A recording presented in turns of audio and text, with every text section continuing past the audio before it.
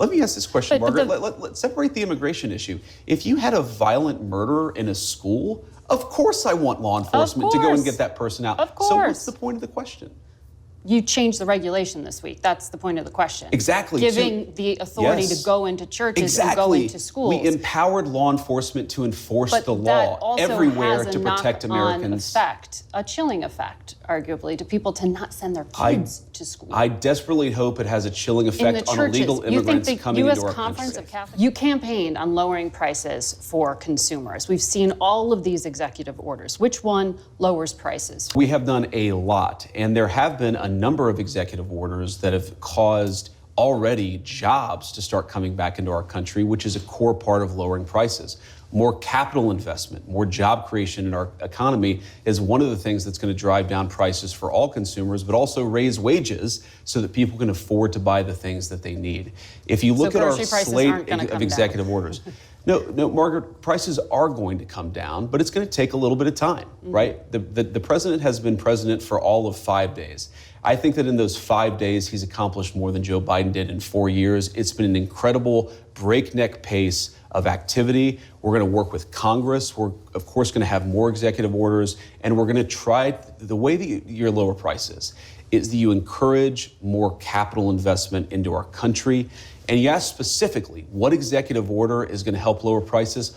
All of the stuff that we've done on energy, to explore more energy reserves, to develop more energy resources in the United States of America. One of the main drivers of increased prices under the Biden administration is that we had a massive increase in the energy prices. Donald Trump has already taken multiple executive actions that are going to lower energy prices, and I do believe that means consumers are going to see lower prices at the pump and at the grocery store, but it's going to take a little bit of time. Rome wasn't built in a day, and while we've done a whole lot, we can't undo all of the damage of Joe Biden's presidency in 4 days. Well, there are a lot of things that contributed to higher energy prices, and there was record oil and gas production. Yes, Joe Biden did many terrible things to lead to an increase in prices. I agree, Margaret. No, but all the things you experience at the grocery store are what people touch and feel. That's what you were talking about, bacon on the campaign trail. Of course, of course. Those things. When do consumers actually get to touch and feel a difference in their lives? Well, Margaret, how does bacon get to the grocery store? It comes on trucks that are fueled by diesel fuel. If the diesel's way too expensive, the bacon's going to become more expensive. How do we grow the bacon? Our farmers need energy to produce it. So if we lower energy prices, we are going to see lower prices for consumers, and that is what we're trying to fight for. Well, the flurry of executive orders, most of them weren't about the economy. Many of them were, though, Margaret. We had, I think we've taken promise of tariffs by February 1st. We've taken over 200 executive actions, some executive orders, other executive actions. Again, this is in less than a week, and a lot of them were focused on the economy, bringing investment into our country and lowering energy prices. Sure. The president did say he wants to do something with an executive order in relation to federal emergency response. He said he may reform or eliminate FEMA. Instead of sending emergency responders, he may start to send a percentage of money to states to take care of themselves. But, you know, FEMA has specialized expertise that some of these states just don't have Margaret, in their arsenal. And I wish how that they... will states who are lower income states, the Mississippis, the Kentuckys, the Alabamas, be able to do this for themselves without federal help? Well, the president, to be clear, is not saying we're going to leave anybody behind. He's saying that in the way that we administer these resources, some of which is coming from the federal level, some of which is coming from the state level, we've got to get the bureaucrats out of the way and get the aid to the people who need it most. But these are the first responders. Margaret, you talk about the expertise from FEMA. FEMA in North Carolina, in California, in Florida with some of the hurricanes has often been a disaster. And it's not because we don't have good people at FEMA, it's because bureaucratic red tape and garbage prevents the rapid deployment of resources to the people who need it most. But the states are now going to have to do this themselves? The president is trying to encourage us to reform the way that we deliver emergency response in a way that gets resources to the people who need it. So don't take him literally, is what you're saying. We should take the president at his word that FEMA needs desperate reform, because it does. Margaret, when I went to North Carolina as VP-elect, but before we were sworn in, people would talk about how FEMA would get resources, food, medicine, water to a warehouse, but then would have no plan to get it from the warehouse to the people in the mountains who were literally starving and thirsting to death. We can do so much better, and under Donald Trump's leadership, we will. But they work with the state and local officials. They often So don't work now well it's enough. And again, that's going not to be on the because state of and local officials?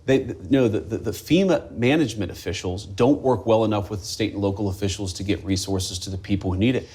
There are 5 legal challenges already to one of the other immigration actions, the order on birthright citizenship. A federal judge appointed by Ronald Reagan, I think you'd agree, has some conservative credentials, Sure. paused the order to end birthright citizenship, calling it blatantly unconstitutional. How do you reconcile this challenge to the 14th Amendment to the Constitution? So I obviously disagree with that judge, and these things, some of them will be litigated. That's the nature of our constitutional system. But here's the basic idea of President Trump's view on this.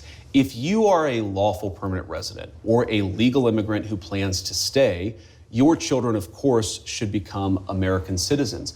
But let's say you're the child of an ambassador. You don't become... But that's not part of it. Well, that is already a carve-out an having to deal important with kids of principle. diplomats. But we're saying that carve-out should apply to anybody who doesn't plan to stay here. If you come here on vacation and you have a baby in an American hospital, that baby doesn't become an American citizen. If you're an illegal alien and you come here temporarily, hopefully, your child does not become an American citizen by virtue of just having been born on American soil. It's a very basic principle in American immigration law that if you want to become an American citizen and you've done it the right way, and the American people and their collective wisdom have welcomed you into our national community, then you become a citizen. But temporary residents, people who come in here, whether legally or illegally, and don't plan to stay, their children should become American citizens. I don't know any country that does that or why we would be different. Well, this is a country founded by immigrants. Well, this is a country founded by... This is a unique country. This is a very unique country, and it was founded by some immigrants and some settlers, but just because we were founded by immigrants doesn't mean that 240 years later that we have to have the dumbest immigration policy in the world. No country says that temporary visitors, their children, will be given complete access to the benefits and blessings of American citizenship. America should actually look out for the interests of our citizens first. August, you said, I don't think we should abandon anybody who's been properly vetted and helped us. Do you stand by that? Well, Margaret, I don't agree that all these immigrants or all these refugees have been properly vetted. In fact, we know that there are cases of people who allegedly were properly vetted and then were literally planning terrorist attacks on our country. That happened during the campaign, if you may remember. So clearly not all of these foreign nationals have been properly vetted. But there are 30,000 people in the pipeline, Afghan refugees. But my primary concern as the Vice President, Margaret, is to look after the American people. And now that we know that we have vetting problems with a lot of these refugee programs, we absolutely cannot unleash thousands of unvetted people into our country. These people it's are not vetted. good. These people are vetted. Just like the guy who planned a terrorist attack in Oklahoma a few months ago, he was allegedly properly vetted, and many people in the media and the Democratic Party said that he was properly vetted. Clearly he wasn't. I don't want my children to share a neighborhood with people who are not properly vetted, and because I don't want it for my kids, I'm not going to force any other American citizens' kids to do that either.